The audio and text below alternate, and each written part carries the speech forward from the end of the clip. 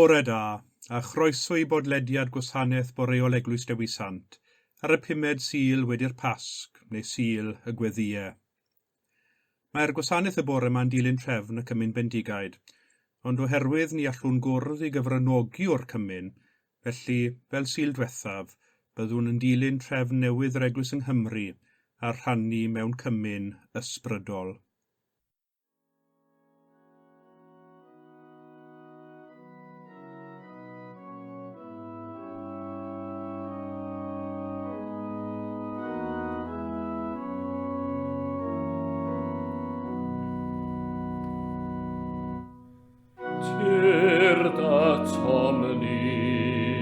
O greu'r pob goleuni, trodi ei nos yn y ddydd, ar un i weld o llwybrau'r daith yn glywyd an lewyrch gras a ffydd.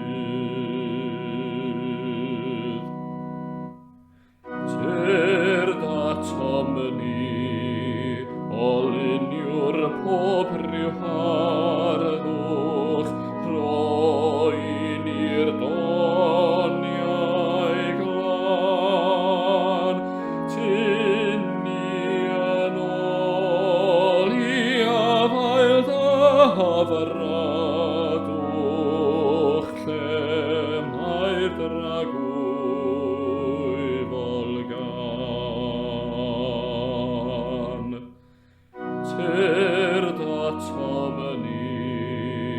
Arweinydd peregrinion, dwgni ffordd llesad, tadid a hyn, sy'n tawys rwy'r treialon, o derbyn ein mawrhad.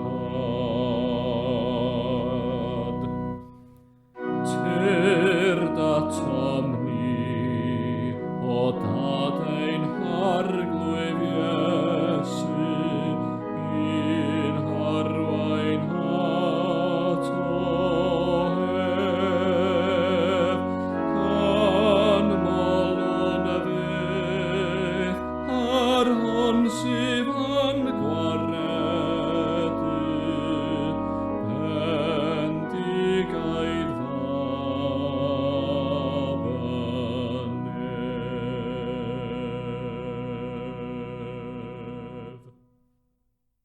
Yn enw'r Tad a'r Mab a'r Ysbryd Glân. Amen.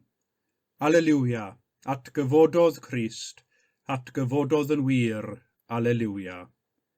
Dad y gogoniant, sanctaidd a thragwyddol, edrych arnom yn awr mewn gallu a thrigaredd, bydded i'th nerth orchfygu ein gwendid, i'th lewyr choleo ein dallineb, ac i'th ysbryd ein denu at y cariad hwnnw, sy'n cael ei ddangos a'i gynnig i ni gan dy fab, ein gwaredwr Iesu Grist. Amen.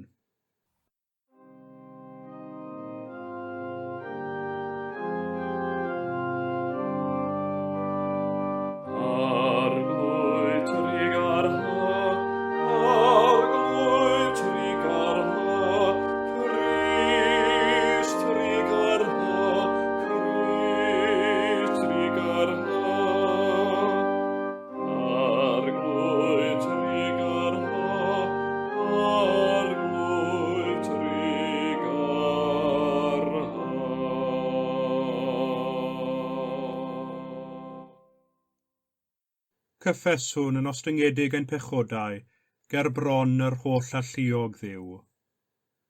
Dad nefol, yr ydym wedi pechu ar feddwl gair a gweithred, a heb wneud yr hyn a ddylem.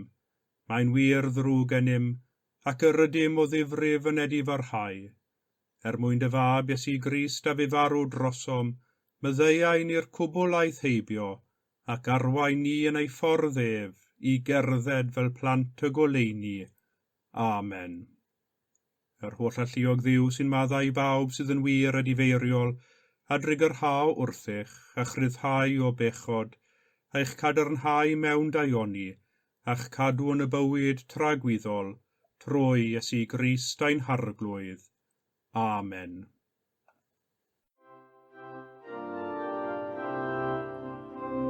Gogoniant i Dduw, gogoniant i Dduw, gogoniant yn y goruchaf.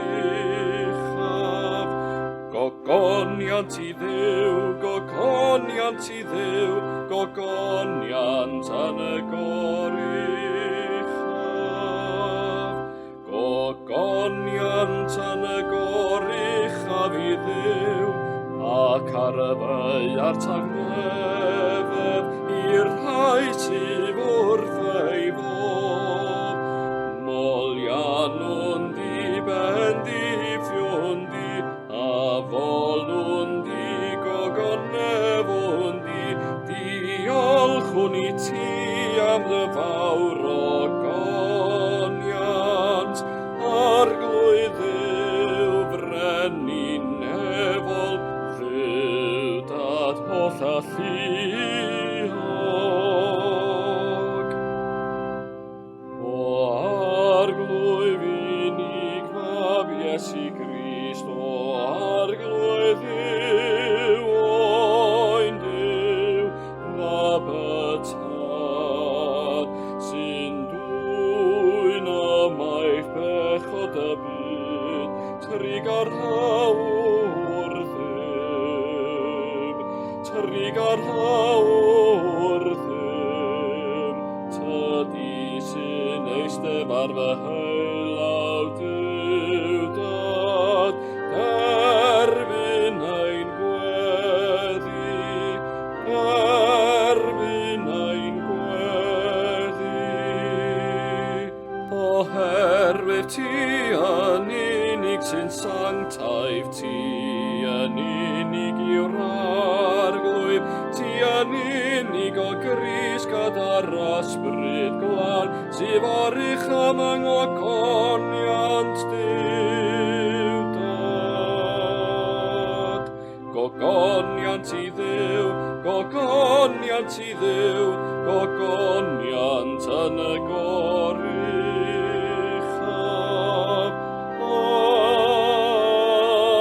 Amen.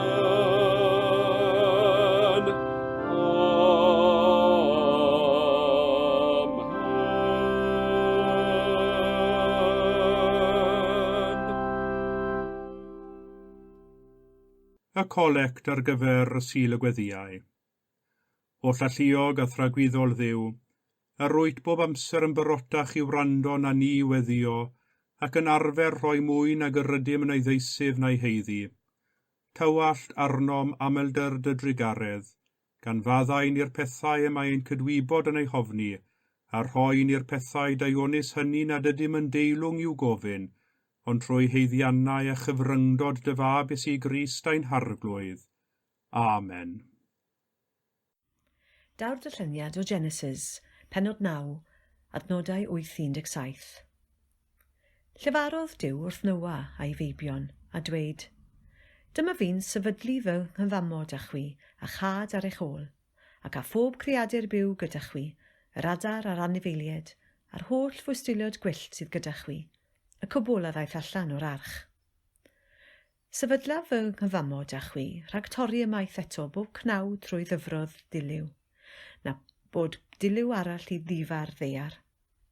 A dywedodd Duw, dyma osodaf yn arwydd o'r cyfamod yr wyf yn ei wneud â chwi, ac a phopeth byw gyda chwi dros oesoedd di-rif. Gosodaf fy mwa yn y cwmwl, a bydd yn arwydd cyfamod rhyngof ar ddeiar. Pan godaf gwmwl ar y ddeiar, bydd bwan ymddangos yn y cwmwl. A chofiaf yng nghyfamod rhyngof a chwi, a phob creadur byw o bob math, ac ni ddaw'r dyfroedd eto yn ddiliw i ddifa pob cnawd. Pan fydd y bwan y cwmwl, byddaf yn edrych arno ac yn cofio'r cyfamod tragwyddol rhwng Duw a phob creadur byw o bob math ar y ddeiar. Dywedodd Duw wrth Noa, dyma arwydd y cyfamod yr wyf wedi ei sefydlu rhyngof a phob cnawd ar y ddeiar.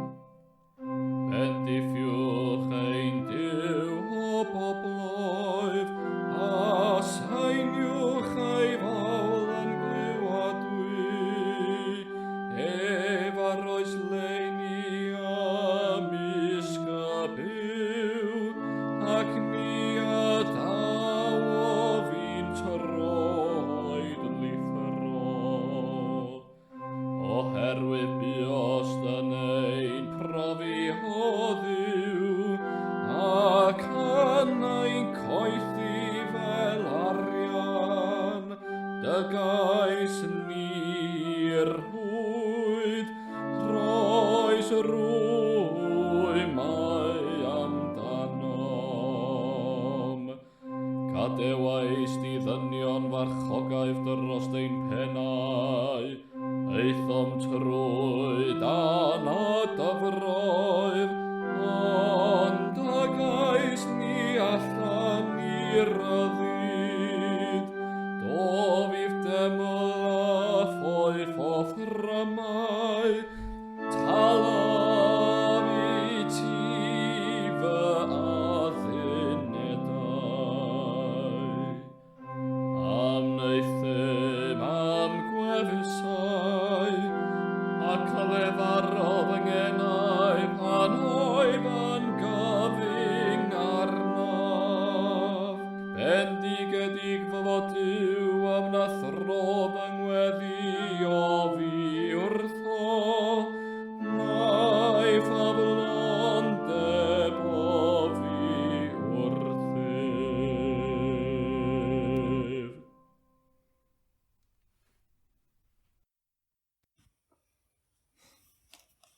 Gwrandewch Efengil Crist yn ôl Sant Ioan.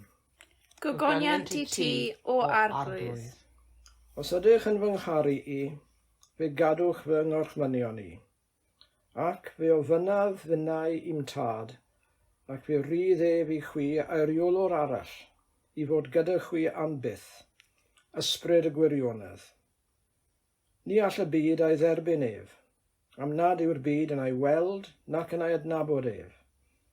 Yr ydych chwi yn ei adnabod, oherwydd gyda chwi y mae'n aros, ac yno chwi y bydd.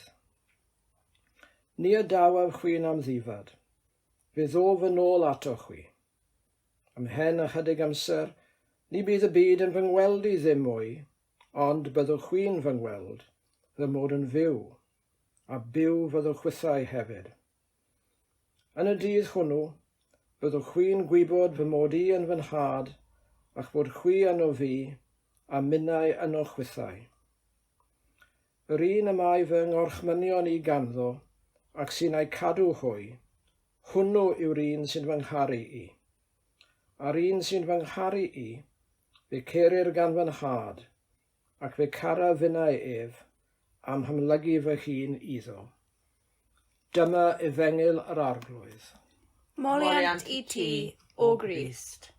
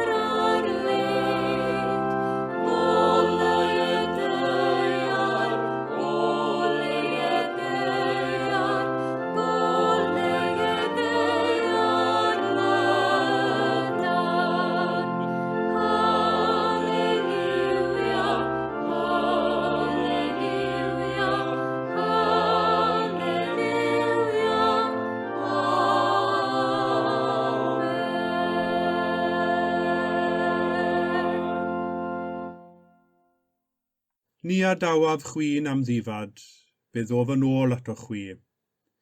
Y ddeunawfed adnod o'r bedwaredd bennod ar 10 o'r Efengil yn ôl Sant Ioan. Does dim dwywaith amdani. Mae'r sefyllfa bresennol yng nghanol y pandemig hwn a'r cyfyngiadau ar ein bywydau beunyddiol wedi gwneud i nifer ohonom edrych o ddifri ar ein bywydau. Beth sy'n bwysig yn ein bywydau, beth sydd ar goll yn ein bywydau, beth yw ystyr bywyd yng nghanol hyn i gyd. A oes mwy i fywyd na'r pethau materol sydd o'n hamgylch? Ble mae Duw yn hyn oll? Dyma rai o'r cwestiynau mae nifer yn ei gofyn yn dawel bach ar hyn o bryd. Mae'n anodd i ni ddygymod ar ffaith bod rhywbeth fel feirws wedi dod yn bywydau ar anhelaeth o'r byd i stop, ac mae hynny yn creu ofn ac yn sicrwydd wrth i ni sylweddoli nad ni sy'n rheoli'r sefyllfa hon, ond y feirws. Fe welwn mor fregus yw bywyd, ac fe sylweddolwn mor agos yw marwolaeth. Mae'r holl sicrwydd oedd gennym gynt, ac mae bron popeth yr oeddem yn cymryd yn gyniataol bellach i gyd am marc cwestiwn drostynt. Ac mae hynny yn gwneud i bobl i gwestiynu ac i chwilio. Fe wnes i ddarllen erthygl yn ddiweddar oedd yn dweud bod dros 20% o'r boblogaeth ers dechrau'r pandemig hwn wedi gwylio gwasanaeth crefyddol ar-lein neu ar y teledu. Hefyd, aeth yr erthygl ymlaen i ddweud bod cynnydd aruthrol wedi bod yn nifer o bobl sydd wedi bod yn chwilio ar-lein am wybodaeth am weddi. Mae'n rhaid i mi ddweud nad yw'r ystadegau hyn yn fysynu. Dwi'n siŵr ein bod ni oll wedi bod yn cymryd gweddi yn llawer mwy o ddifrif yn ystod y misoedd diwethaf. Pryd bynnag yr ydym yn teimlo'n ddiamadferth ac mewn sefyllfa sydd y tu hwnt i'n rheolaeth ni, pan deimlwn y ddeiar o dan ein traed yn symud, ein hymateb greddfol a naturiol yw gweddio. Gweddi, yr enaid yn estyn allan i'r dwyfol am gysur ac am nerth, am sicrwydd ac am swcwr, y creadur yn troi naturiol at ei greawdwr. Ai dyna hanfod gweddi? Ai dyna dechrau pob gweddi? Ymhell cyn y daw y geiriau, y daw'r awydd a'r angen i weddio. Ddylen ni ddim anghofio bod yr awydd i weddio yn weddi yn ddi-hun. Mae'r galon yn gweddio ymhell cyn i'r genau lefaru. Fel dywed St Awstyn Sant, ty di a'n creiais di ti dy hun, a diorffwys yw ein cylonau hyd oni o'r ffwysont yn o ti. Yno, yn y galon ddiorffwys y mae dechrau pob gweddi onest a their, yn yr awydd i deipio mewn i chwilotwr megis Google y cwestiwn beth yw gweddi, yna y mae dechrau pob gweddi. Mae heddiw yn Sul y Gweddïau, ac yn draddodiadol holl ddiben y sul hwn ar dyddiau sy'n arwain at ddydd Iau'r dyrchafael, byddai gweddio am fendith Duw ar y meysydd a'i cnydau mwyn cael cynheiof ffrwythlon yn ei bryd. Ar ôl gwaith caled yr ymieithwyr, yr aredig, y di-garegu, y chwynnu a hau yr had, beth bellach oedd iddynt ei wneud, ond gadael ei gwaith yn nwylo a gofal Duw. Roeddent wedi gwneud popeth yn ei gallu gyflawni ei gwaith, ond roedd tyfiant a llwyddiant y cnydau y tu hwnt i'w rheolaeth nhw. Fe welwn yma yn ei hawydd i weddio am fendith Duw ar y cnydau, yr ymieithwyr a'r gymdogaeth gyfan yn cydnabod ei dibyniaeth ar Dduw. Heb y cynheuaf, anodd fydde cael y cynhaliaeth i gadw dyn ac yn ifael trwy'r gaeaf. Roedd Sul y Gweddïau yn rhan anatod o galendr yr Eglwys ar un adeg, cyn bwysiced a'r diolchgarwch am y cynheuaf. Erbyn heddiw, yn gwreiddiau ninnau wedi hamddifadu o'r tir, efallai nad ydym yn teimlo'r un angen i weddio am fendith Duw ar cnydau'r maes. Mae'n ffordd o edrych ar y byd wedi newid yn gyfan gwbl, ond ydy hynny ddim wedi golygu bod ein hangen i weddio a chyflwyno ein hanghenion i Dduw ein tad nefol wedi newid. Mae'n hymgylchiadau wedi newid, y mae'n gofynion wedi newid, ond un yw'r awydd i weddio ac un yw'r awydd sydd ynom i gymuno a ffynhonnell ein bod, yr hwn yr ydym yn byw ac yn symud ac yn bod ynddo, sef Duw. Ac i ni y mae Sul y Gweddïau yn ein atgoffa ni, os oes angen i ni cael ein atgoffa o dan yr ymgylchiadau presennol, o le canolog gweddi yn ein bywydau beunyddiol. Nid gweithred ar y Sul yn unig yw gweddio. Mae'n weithred ddyddiol sy'n cadw ni'n wreiddiedig yn niw, a mwy na thebyg, yr ydym yn treulio mwy o amser yn gweddio nag yr ydym yn ei sylweddoli. Os ceisiwn ni ddiffinio'r gair gweddi a gofyn beth yw gweddi, yna'r ateb syml yw siarad â Duw. Does dim yn fwy cymleth na hynny mewn gweddi. Does dim dirgelwch mawr mewn gweddi chwaith. Fel y mae gwahanol ffyrdd a dulliau o siarad a'n gilydd, felly y mae gwahanol ffyrdd a dulliau o siarad â Duw. Weithiau mae'n siarad yn ffurfiol, ac felly cawn weddiau ffurfiol. Weithiau mae'n siarad yn fwy sgwrsiol ac yn ffurfiol, rhannu profiadau, rhannu pryderon, rhannu gofidiau, ac felly yn yr un modd ein siarad â Duw. Weithiau y mae'n siarad yn fwy fyfyriol, yn ystyried rhyw bwnc neu destun, a hynny yng nghwmni Duw. Weithiau yn ein siarad a'n gilydd gofynnwn am bethau. Cofiwn mae un elfen o weddi yw gofyn, elfen bwysig wrth gwrs, wrth i ni gyflwyno ein anghenion ac anghenion eraill i Dduw. A weithiau fel mewn sgwrs naturiol, mae adegau o dawelwch, lle nid oes angen yngan yr un gair arnom. Ni ddylem fod ofn y cyfnodau o dawelwch mewn gweddi, fel pan sgwrsiwn a ffrind sy'n ein hydnabod ni yn dda. Does dim angen llenwi pob eiliad a geiriau. Yn hytrach cawn fwynhau y tawelwch a bod yn presenoldeb Duw. Yn y cyfnodau o dawelwch cawn y cyfle i'w rando ar lais Duw yn llefaru wrthym yn ein calonnau. Oherwydd dyna wir natur gweddi, siarad â Duw. Yn aned dim, mae'n ffordd o gyfarthrebu a'n cadw ni mewn perthynas â Duw. Heb Dduw, heb ddim, Duw a digon, medde'r hen ddehareb. Trwy weddi y down ni o hyd i gadernid ein bywyd, trwy weddi y down ni berthynas ddyfnach ac eiddfetach a Duw a dod o hyd i'r cysur, y nerth, y swcwr a'r sicrwydd, ac yn bennaf oll y gorffwys y mae ein calonnau diorffwys yn chwilio amdano. Mae gweddi yn dechrau gyda deheuad. Nid deheuad ein calonnau ddod o hyd i Dduw yn unig, ond hefyd deheuad Duw i fod yn gysur i ni. Cofiwn am stori Noa yn y darlleniad o lyfr Genesis, ar ôl iddo ef a'i deulu ar anifeiliaid adael yr arch, a dechrau ail sefydlu ei hunain ar y deiar oedd yn wahanol bellach ar ôl i ddyfroedd y diliw dreo, fe wnaeth Duw gyfamod â Noa a'i ddisgynyddion, ac arwydd o'r cyfamod oedd y bwa, yr enfys sydd hyd heddiw yn codi calon dyn wrth ei gweld yn y wibren ar ôl storm o law. Trwy stori Noa, mae'r enfys wedi dod i bob genhedlaeth yn arwydd o ofal a chariad Duw tuag at y greadigaeth gyfan, yn symbol gweledol o swcwr a sicrwydd Duw a deheuad Duw dros ei greadigaeth.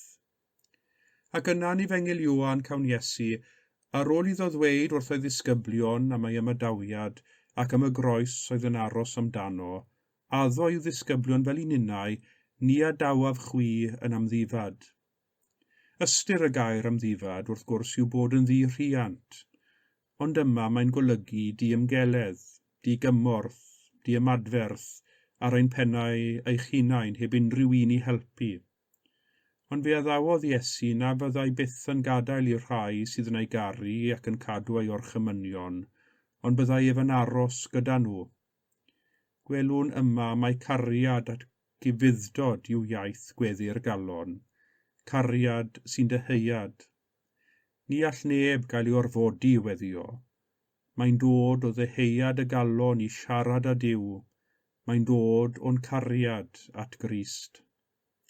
Ac felly ar Sul y Gweddïau, wrth i ni ganolbwyntio ar bwysigrwydd gweddi yn ein bywydau beunyddiol, yng nghanol y pandemig hwn, lle y teimlwn môr ddiymadferth ac efallai ychydig yn amddifad, cofiwn am y bwa, cofiwn am ofal Duw am ei greadigaeth gyfan, a chofiwn yn bennaf mae trwy weddi, trwy siarad â Duw, y profwn ei gysur, ei nerth, ei swcwr a'i sicrwydd yn ein cynnal ni.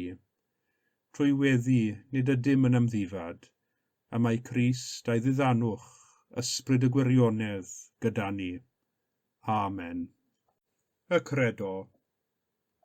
Yr wyf yn credu ac yn ymddiried yn i'w dad a greodd bopeth sydd, Yr wyf yn credu ac yn ymddiried yn ei fab Iesu Grist a brynodd ddynol ryw. Yr wyf yn credu ac yn ymddiried yn ei ysbryd glân sy'n rhoi bywyd i bobl Dduw. Yr wyf yn credu ac yn ymddiried yn un Duw, Dad, Mab ac Ysbryd Glân. Amen. Gadewch i ni weddio ar yr ysbryd sydd yn rhoi ni'r gallu a'r gras i weddio. Wrth i ni broffesu ein cariad, ysbrydola ni i'w arddangos drwy gadw dorchmynion. Wrth i ni fod yn eglwys mewn ffordd wahanol yn ystod y cyfnod hwn, cadwan ni'n un teulu ac yn un corff yng Nghrist.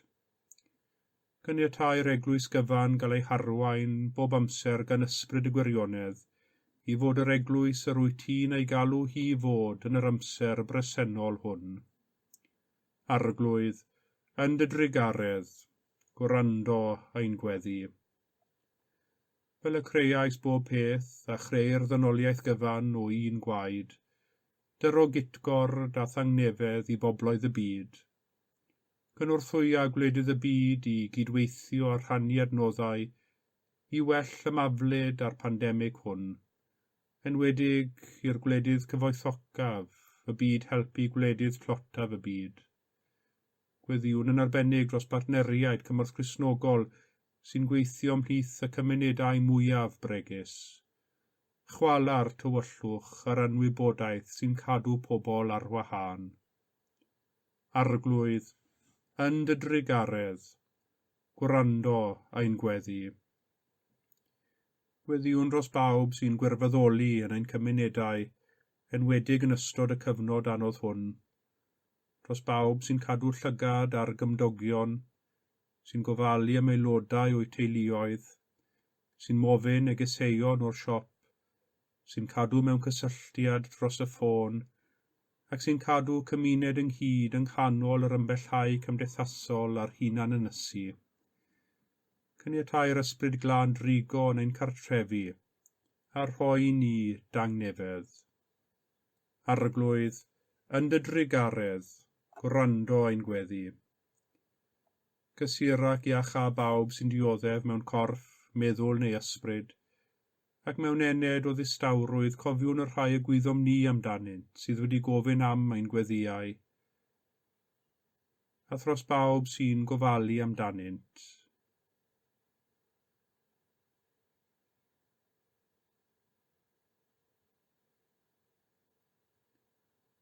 Dy roeddynt ddewrder a gobaith yn ei treialon, a thywys hwyl a wenydd dy iachawdwriaeth. Arglwydd, yn dy drigaredd, gwrando ein gweddi. Gwrando arnom wrth i ni gofio rai hynny a fu farw yn hangnefedd Crist.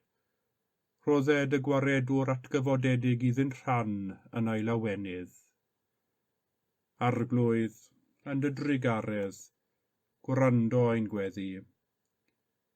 Gan ymlawenhau ein bod ni'n byw yn y byth fywiol Grist, offrymwn y gweddiau hyn yn ei enw.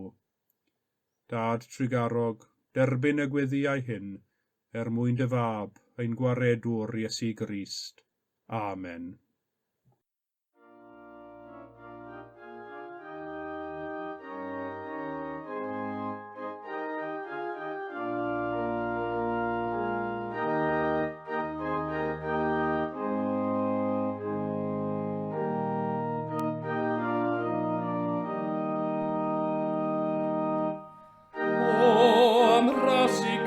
Iesu ac i wrando ar ei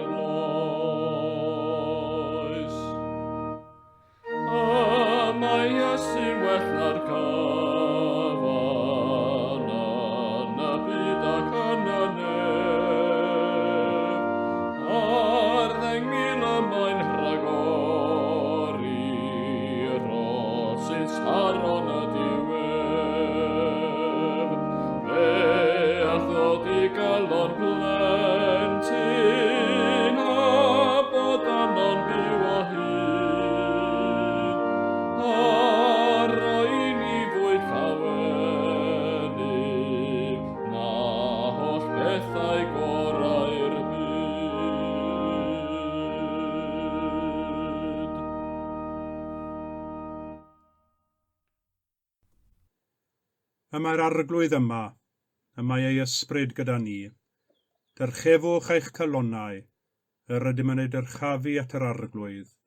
Diolchwn i'r arglwydd ein Duw, iawn i'w rhoi ein diolch a'n clod.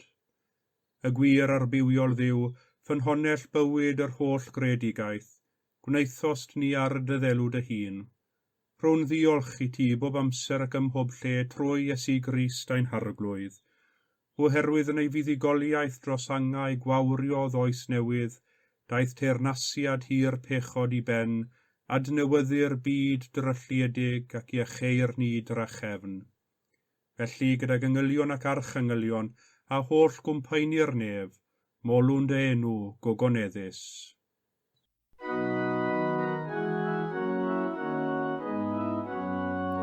Sanctae, sanctae, sanctae, arglwydd Duw gath ei hanner. Nefadau ar sy'n llawn o ddogoniant, llawn o ddogoniant. Hosanna, Hosanna, Hosanna yn y goruchaf. Bendigedig yw'r hwn sy'n dyfod yn enw'r arglwydd. Hosanna, Hosanna, Hosanna yn y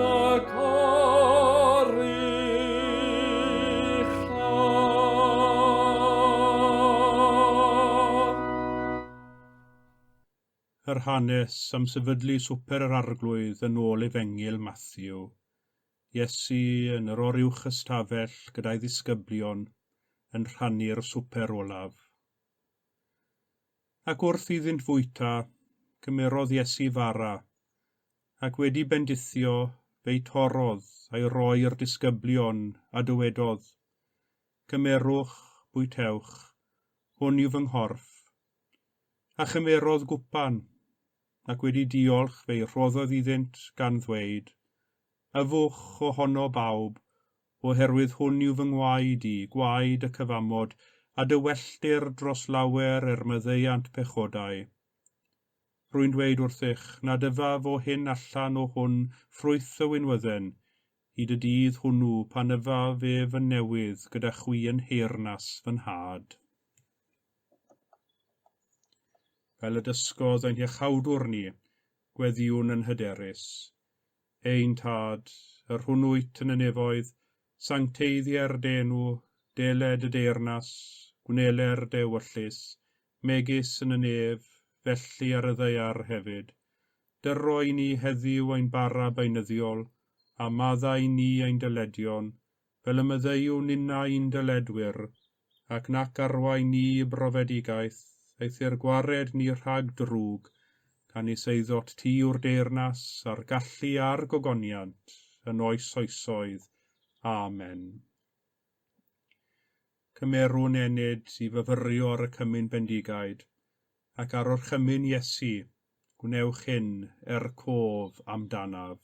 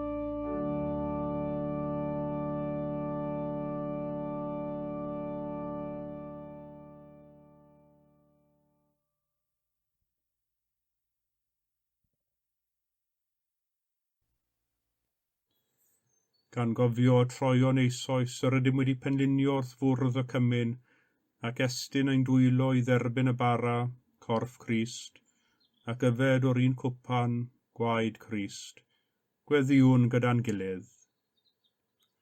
O wyn fededig arglwydd, mewn undod ath bobl ffyddlon ledled y byd, ger bron pob allor yn dy eglwys lle dethlir yr Iwcharist, dymunwn offrymu ti fawl a diolch.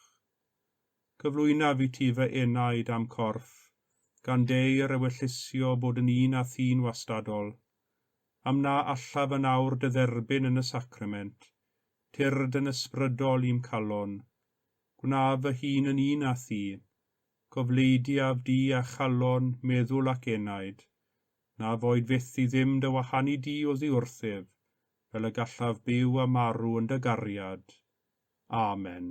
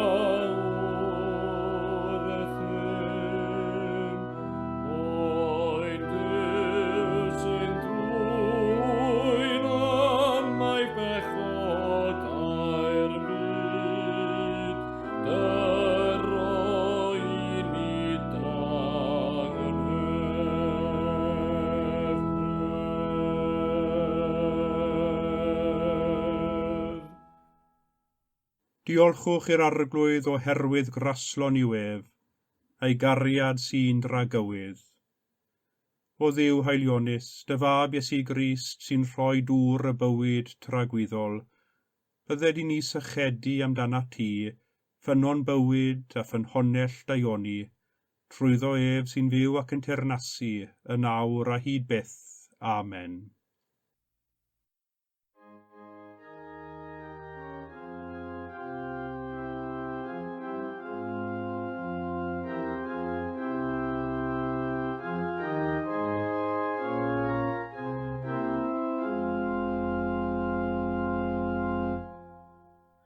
O gyfoethog ddiw ragluniaeth, o drigarog ei dwadyn, yma'n hanfod bodolaeth, wrth a henw fy ffanglun. Ti dy hunan, all ni goni gwaith dy law, all ni goni waith dy law. Holl anghenion creadigaeth lenwyr yn y wynerioed, bywyd yn ei lawn amrywiaeth, difynol dy ddwyfol groes. Mae dy lwybrau yn diferu gan fwynhad, yn diferu gan fwynhad. Pob creadur am diddanwch, ata ti cyfeiriau lef, o fwystulod yr anialwch gyda'r angel yn y neb. Ni bu prinder ar dy lwybrau di erioed, ar dy lwybrau di erioed. Mae cyflawnder